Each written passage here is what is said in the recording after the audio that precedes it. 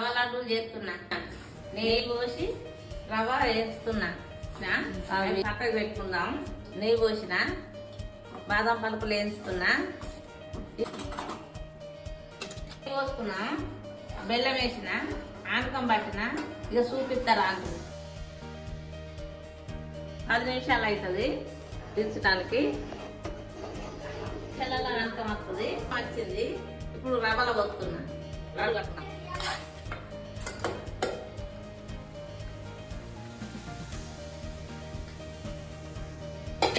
వేసుకున్న బాదం పలుకులు రవ్వ లడ్డూలలో వేస్తాను.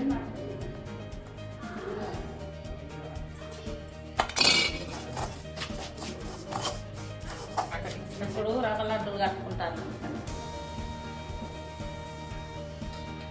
రవ్వ లడ్డూలు అయినాయి. మీకు నచ్చితే రెడీ